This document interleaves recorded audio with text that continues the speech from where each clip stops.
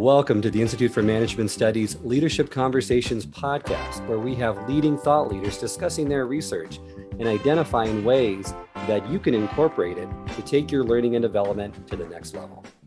Welcome, everyone, to this IMS Conversations podcast. My name is Charles Good, your host and the president of the Institute for Management Studies, which has been providing world-class, innovative learning solutions to Fortune 500 companies since 1974. Our podcast is designed to highlight relevant research and practical applications from esteemed leadership experts and practitioners. And today, I'm delighted to be joined by best-selling author and leadership thought leader, Dr. Hank Weisinger, who is a celebrated, influential, and world-renowned psychologist. He's also a New York Times bestselling author. He's a leading authority in the application of emotional intelligence and one of the leading experts in the field of pressure management, which has been the focus of his area of study for quite some time now, along with authoring a best-selling book, Performing Under Pressure. And this will be the topic of today's upcoming episode. Dr. Weisinger is also the author of several successful books that have been translated into 30 different languages, some of which include Nobody's Perfect, a New York Times bestseller, and Anger Workout, now in his 33rd printing and has sold over 140,000 copies.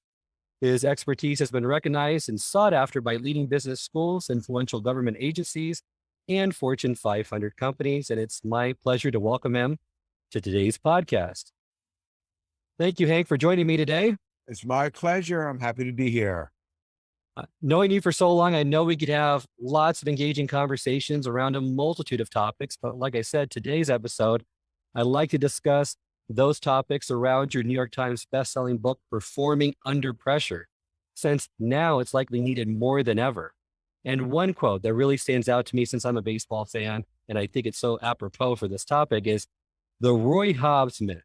Clutch hits exist, but clutch hitters do not exist, which means thriving under pressure is a falsehood. Why do you think that's the case? Well, it is the case. And just I want to familiarize some people who might not know the name Roy Hobbs. He was a fictional baseball character in the movie The Natural with Robert Redford. And the dramatic scene where that quote is taken from is a scene that every baseball fan has seen a zillion times. It's the crucial game, playoff game, ninth inning. Your team is up, your star player is up, and you're praying for a home run. And in this movie, he delivers and he hits a game-winning home run. Everybody goes nuts. Roy Hobbs is the greatest. Now, the reality is in the book, he struck out. And that is much more of the reality of the situation. And what the Roy Hobbs myth means is that we all have these memories of these iconic sports moments, the touchdown in the last few seconds, the game-winning home run, a half-court basketball, basket in the last second. And what I want people to realize that, while these are great memories and always exciting when you are a fan, when it comes to performing under pressure, we start to think that these people are rising to the occasion, that is a total myth, which means that the edge, that every sports fan thinks that the edge is rising to the occasion, being clutch. What I discovered from years of research is that the edge is not rising to the occasion. The edge is not doing worse under pressure. One of the points that, then people can start to see how this applies to them, that I want people to remember is you cannot do better than your best. A C student is never going to rise to the moment and get 1,600 on their SATs, unless, of course, they cheat. But many times the A student will do less than his or her capability. So choking, and what choking means is that you want to do your best and you do below your capability, whether it's giving a presentation. You want to give a great presentation. You've rehearsed it a million times. You're ready to go. You know the information. And then all of a sudden you get on stage and in front of people, which we will talk about. You start forgetting your lines and you start getting nervous and you do below your capability. So rising to the occasion is a myth. You can't, a basketball player who can only jump straight up, a vertical jump of say 35 inches is not in a playoffs miraculously going to jump 45 inches. But there is a chance that he will jump less than his best if the pressure gets to them. And what this means for the listener, because a lot of times we get a big chance at work and we start to think, oh, I got to prove myself. And we start to press, we start to do better, try to do better than what we're capable of. And that becomes a paradox because when you try to be better than your best, you actually end up doing worse. So I want people to know that when they get a new promotion, big presentation opportunity, they don't have to do better than their best. They only have to do the same as what got them there. I had a chance to speak to a Super Bowl quarterback before the Super Bowl, Joe Flacco, when he was on Baltimore. How do you prepare for the Super Bowl? It's just another game. Sports media hates that when an athlete says, it's just another game. You know, they want to say, oh, it's a series and so on. But the truth is, that's how the elite athlete thinks, because why would they do anything different? And another tip in there is the more important you make something, the more pressure you experience and the worse you do. Well, that's great. I mean, and pressure and stress, right? I mean, a lot of people think of them as the same thing. I'm under pressure in this stressful situation, but in fact, they're different. Can you give us an explanation of how they're different? Sure. And that is a good point to make because a lot of people confuse the two. And when you confuse the two, and meaning that you treat every stressful moment as a do or die situation, it causes you to be on high alert 24/7. And you are wasting valuable psychological resources that could be better to use. Now, what's the difference between the two? Let me ask you, Charles. When you are stressed, how do you feel? Overwhelmed. Overwhelmed. Too many demands on my attention at any one point in time. Okay. And when you are, say, under pressure, what do you feel? That's a little bit different for me because with pressure, there's some expectation that the outcome's going to be a certain way. Okay. So one of the ways that we distinguish between stress and pressure is they create different psychological feelings that are subjective. You experience them differently. When you're under a lot of stress, people tell you to take a vacation. And as you said, stress is when you feel overwhelmed. Pressure, the feeling that most people will feel, is anxious, fearful many times. And this probably the most prevalent is a feeling that they have to perform, with the operative phrase being have to. They also differ in terms of how you can cope with each. See, when you are experiencing stress, the goal is to reduce it, to reduce the feelings of being overwhelmed. When you are dealing with pressure, it's not a question of being overwhelmed. It's a question of you got to perform the task. An airplane pilot it's smart for an airplane pilot to be able to relax on cue, but he still has to land the plane on the Hudson River. That is very different. A quarterback still needs to be relaxed, but they still have to complete the pass. So how we respond to stress, we have multiple ways: delegate, prioritize. You can laugh about something. You can blow it off. You have too many things to do today? I'll do some tomorrow. In a pressure situation, there is only one solution, and that is perform the task successfully. And what we found is that there are many ways of how a person, when they are experiencing pressure, can reduce that feeling of have to perform, which again makes them worse. Well, I like to focus on that really, because like you said, there's really only one solution. When you're under pressure, you still have to perform the task. In some ways, I feel reducing the stress is easier, and it's not a skill that you need to develop as much as trying to perform under pressure. Now, you've given lots of great short-term solutions to that. I like to focus on a few of them because I found them to be effective in what I do. One is focus on the process, not the outcome, right? If you're focusing on the next step, maybe you're in a baseball game, and instead of thinking that I need to hit a home run, like we talked about before with Roy Hobbs, I just need to make contact. I need to move my back shoulder toward the ball. I need to swing in the right plane. By focusing on the process, it eliminates that pressure that's associated with delivering a certain outcome. Mhm. Correct? And it allows you to stay in the moment. See, when you start Exactly. focusing on the outcome, you start become distracted. And Right. those distracting thoughts then interfere with your ability to focus in the moment. Why is a pitcher, for example, looking at the scoreboard and thinking we're down by 3 runs? That doesn't help him pitch better. What he really just needs to be focused on, he can't change the score. The only thing that he can control is how the ball comes out of his hand. Ray Maddox said that when he would throw a pitch, that he based the success on did he release the ball the way that he wanted to. Greg Maddox, for those who don't know, is a famous baseball player, great Hall of Famer on the Atlantic Braves. He said that once he throws the ball, he's not responsible whether the batter hits it or not. He can't control whether the fielder catches the ball or misses it.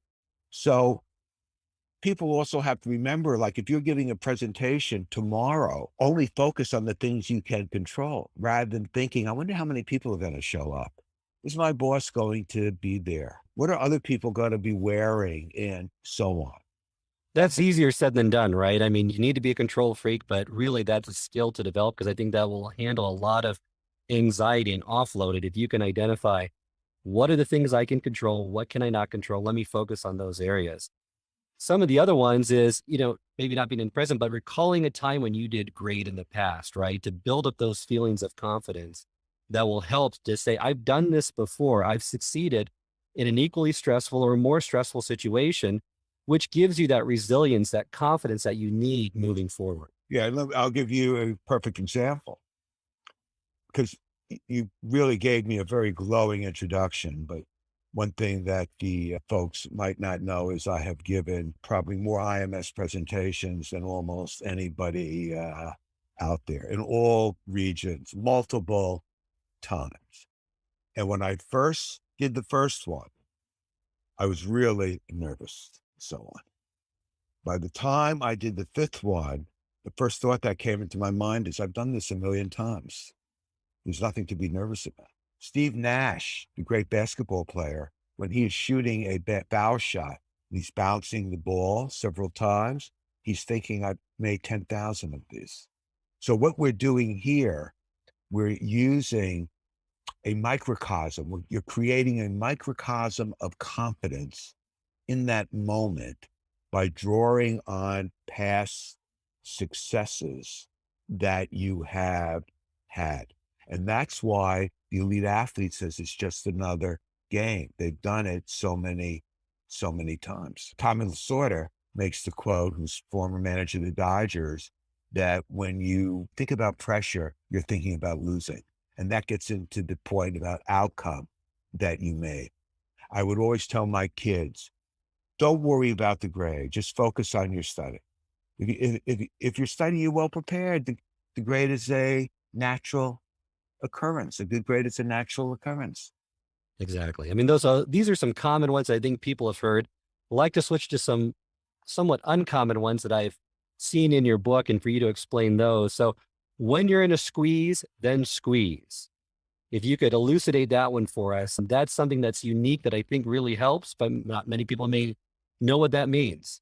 Okay. Now, one of the things is this only applies to those listeners who are right-handed. Now, one of the reasons why people do below their ability when they want to do their best, i.e. choke, is they get distracting thoughts. Sports, which is such an easy example. So the athlete, instead of focusing on his golf putt, is starts to think, if I blow this, I can kiss my Nike deal goodbye.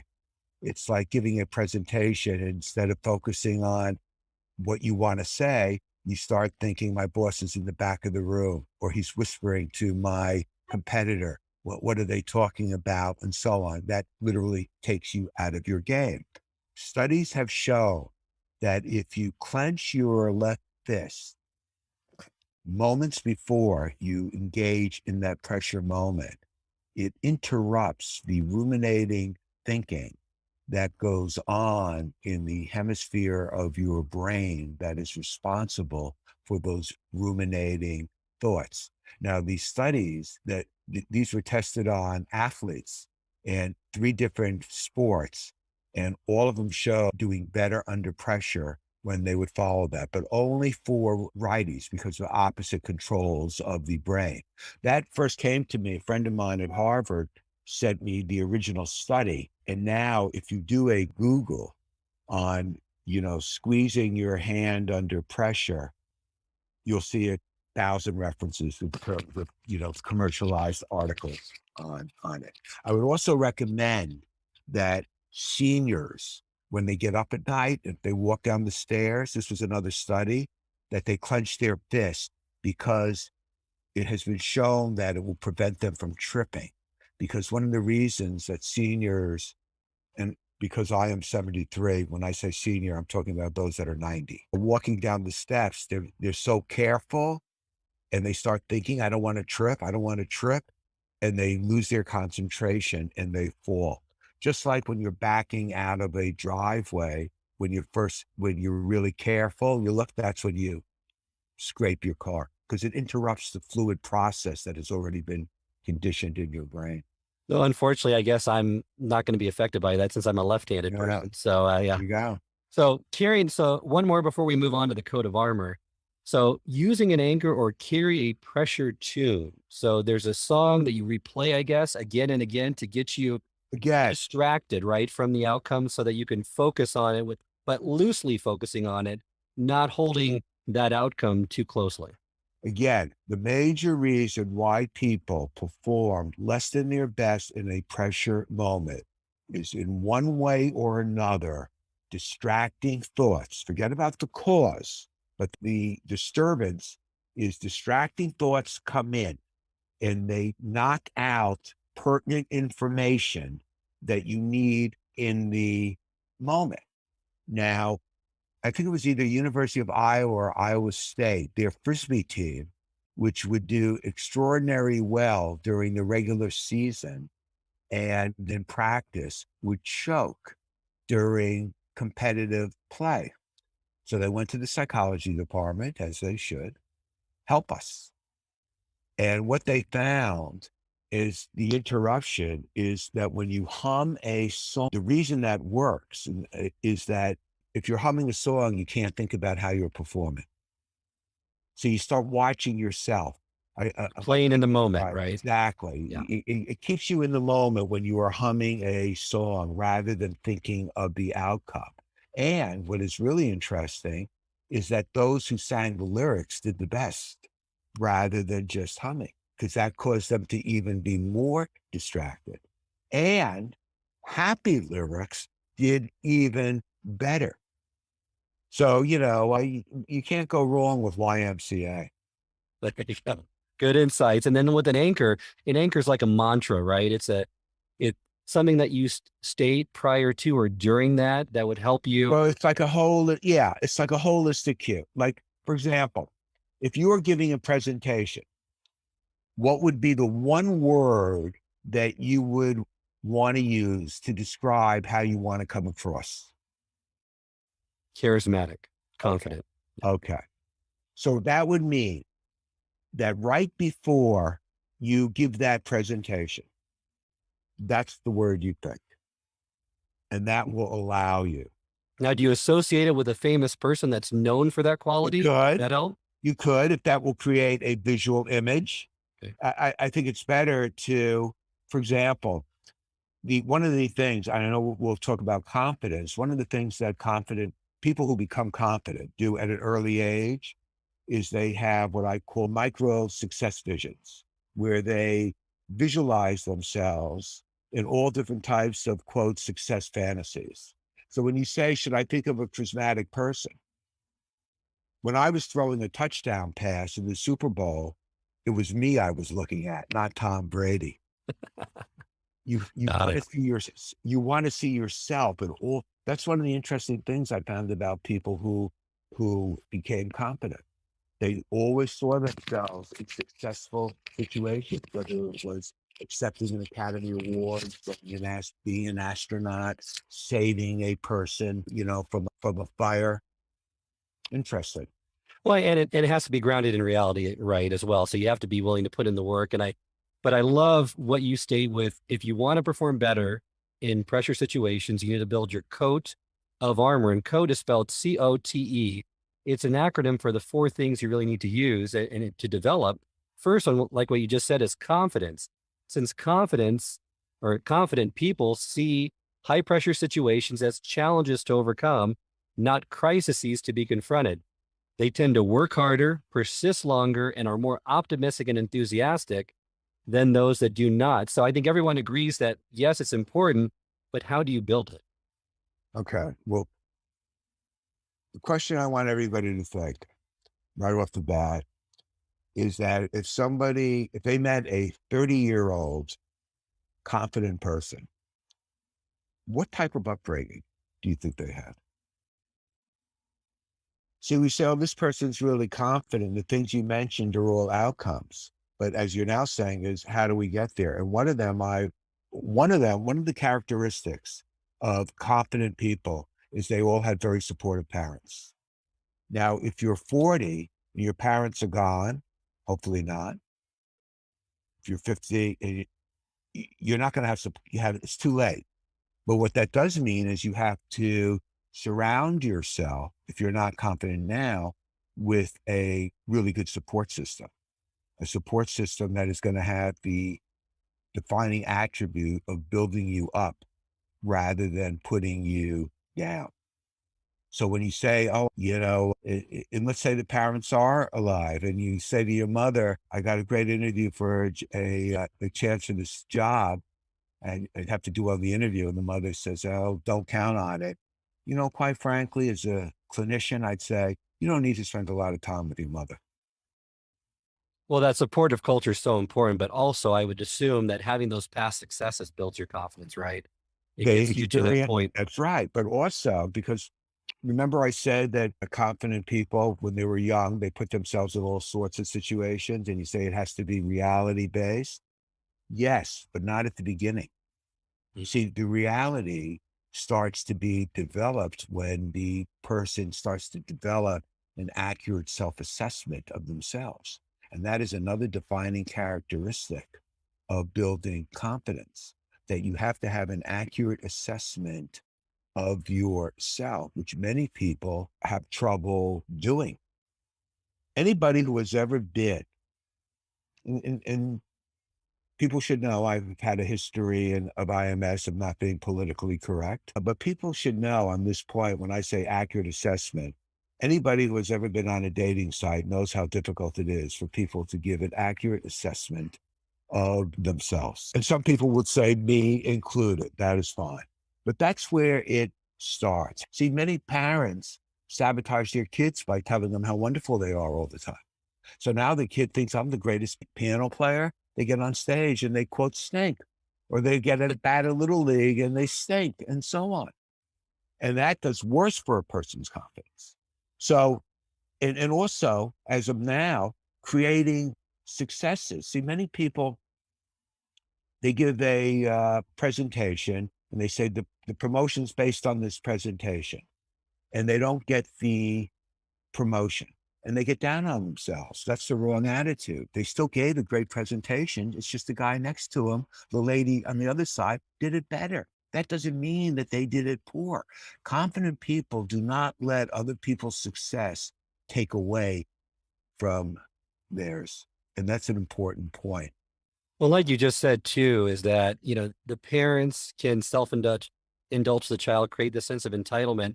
And really the second part of code is the optimism, right? So they can give them optimism, but that can counteract the effects of confidence or sabotage those. So why is optimism next, and how to develop a healthy dose of it without it getting out of hand, where you're just Pollyannish? Sure. And let's just flip it around for a second. Imagine I'm giving confidence in greater precedence over optimism, because there have been times when you are really optimistic and it's, as you said, it's not realistic. And as a result, you don't prepare. When you're confident, it means that that you've prepared, you believe you can handle the situation, and it's based on accurate assessment. It's based on what you have done in the past.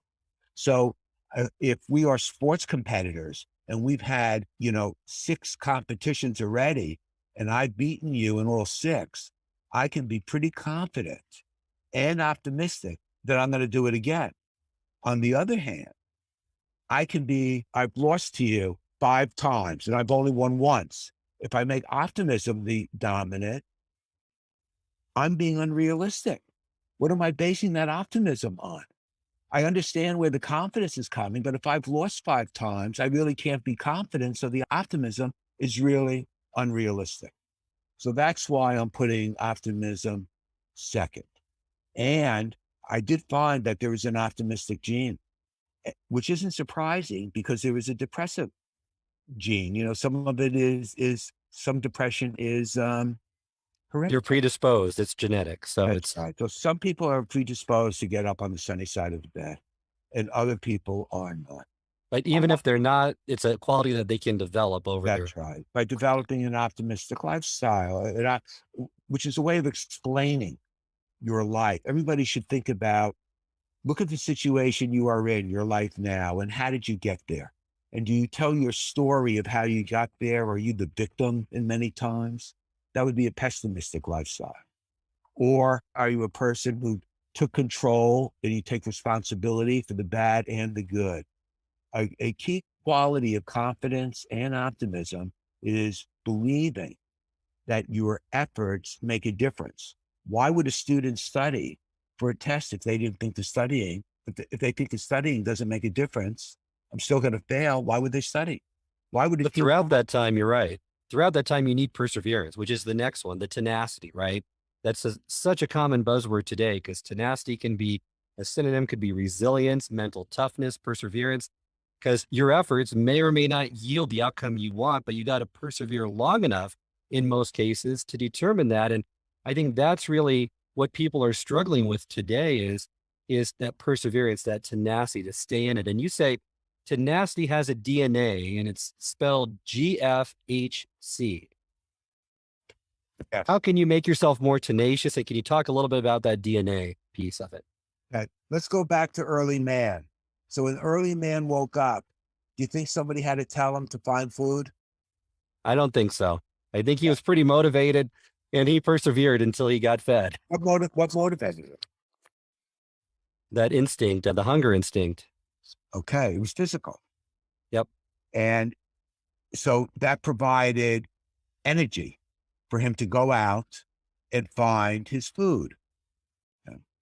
So one of the things that we need to set off the tenacity process in that DNA, the first thing are goals.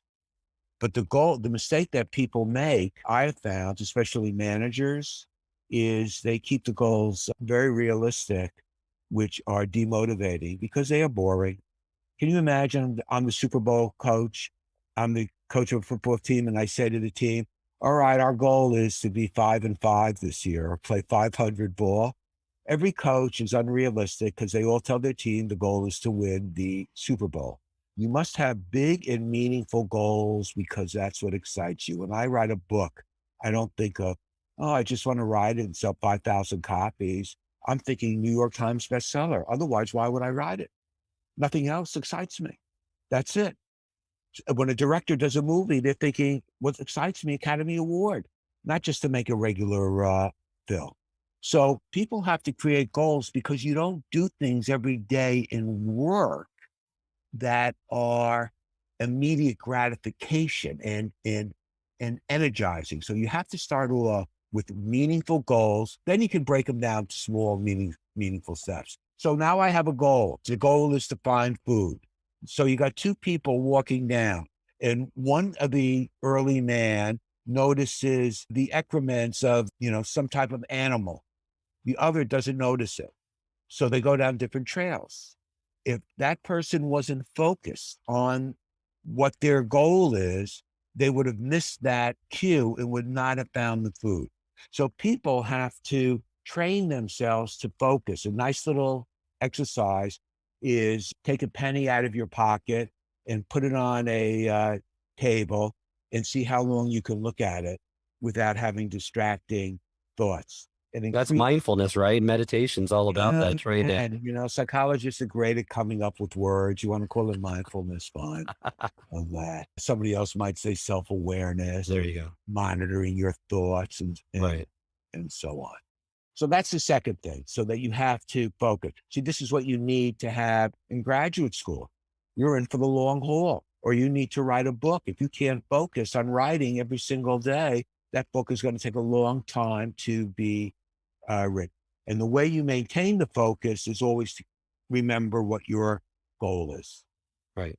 And the next one is H for hope. Yes. And I would say that hope is one of the most undervalued management tools in corporate America.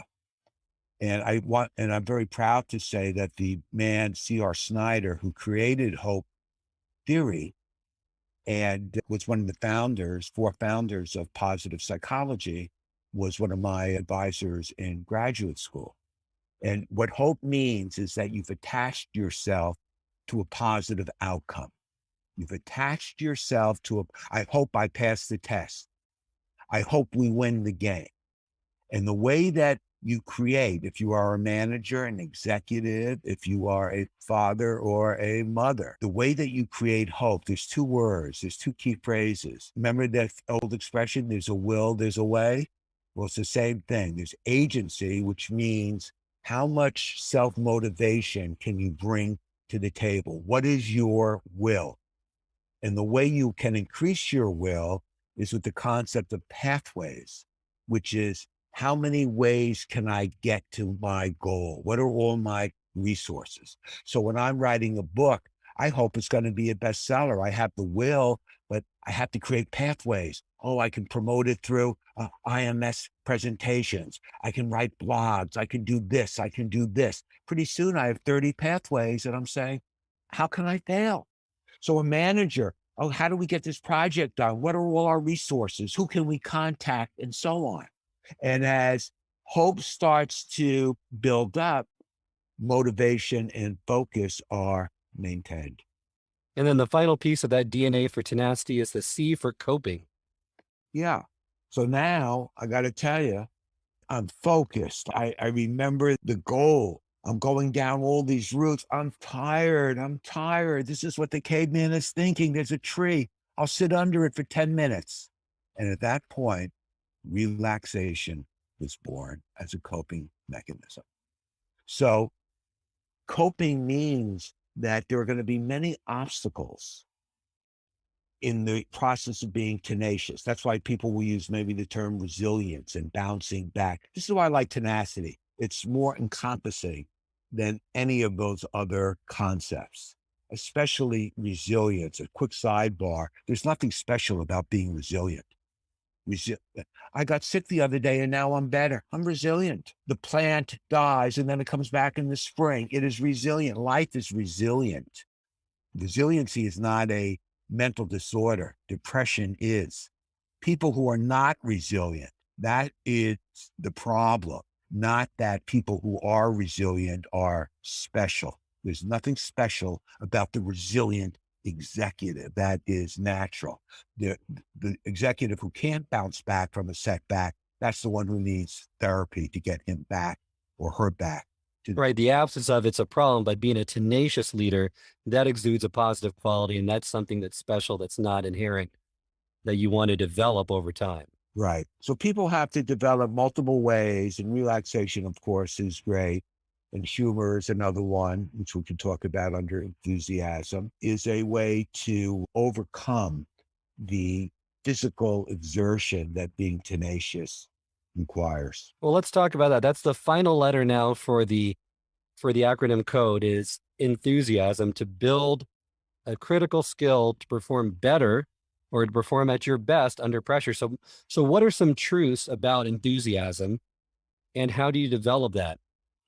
Well, one truth is that enthusiasm is always experienced when you find something you are interested in and when you have completed a goal.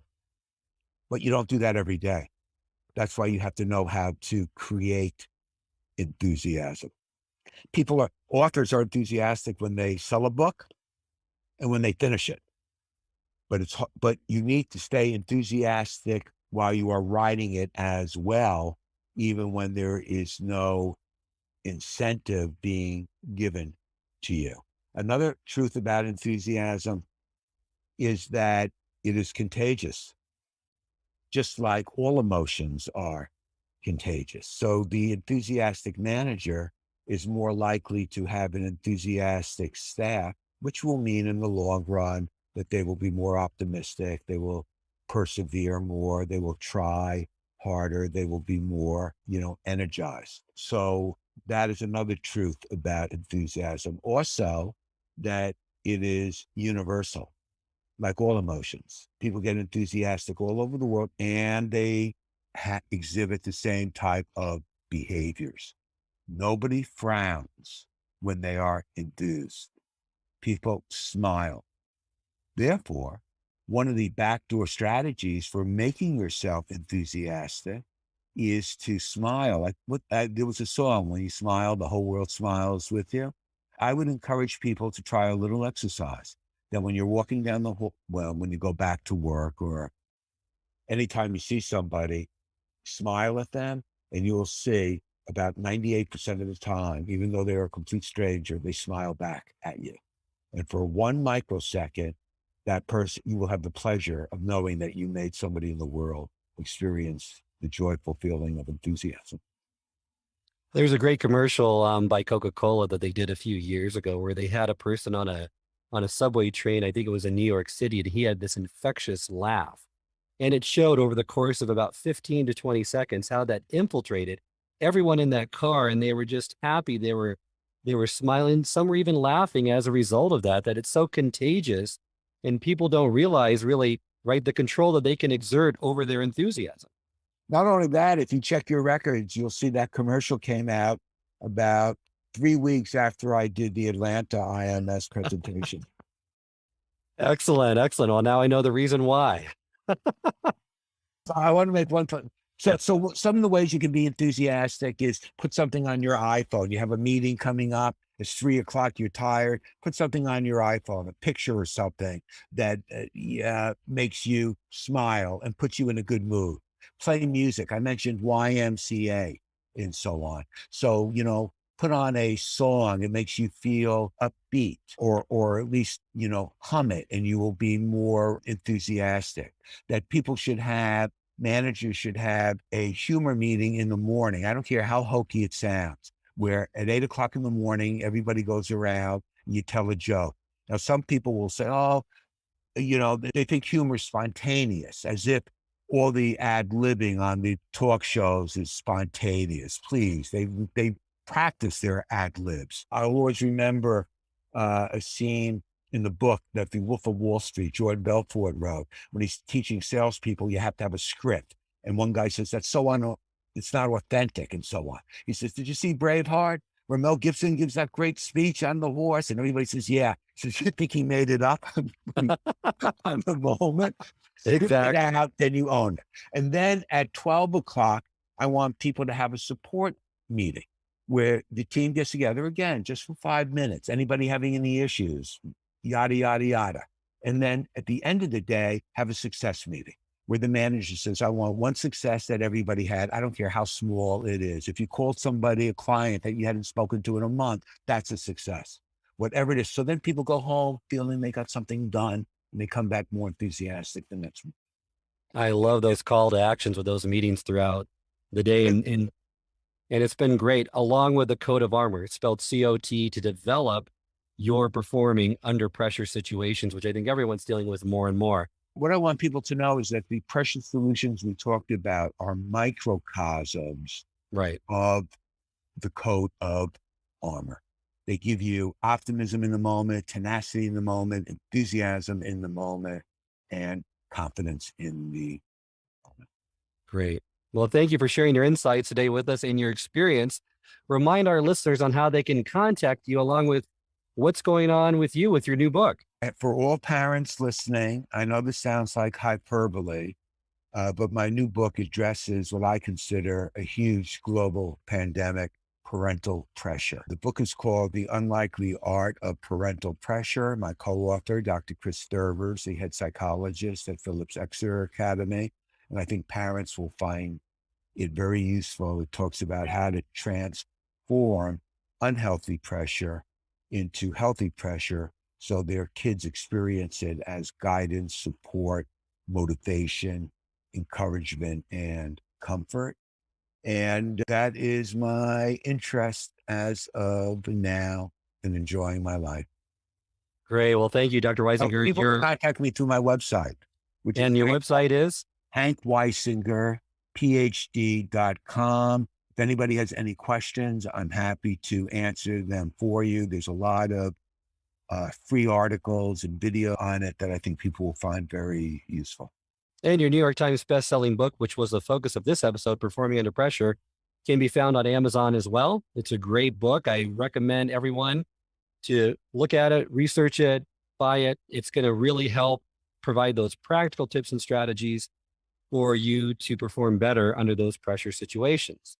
This concludes this episode of the IMS Leadership Conversations podcast. You can send us your feedback at info@ims-online.com. If you liked what you heard today and want to subscribe, you can subscribe through both Apple and Spotify. This podcast can also be accessed through the Institute for Management Studies website at ims-online.com. And as we close, remember, it's not what you know, it's what you do consistently that makes a difference. Thank you, Dr. Weisinger. Thanks for having me, Charles. Happy New Year to everybody.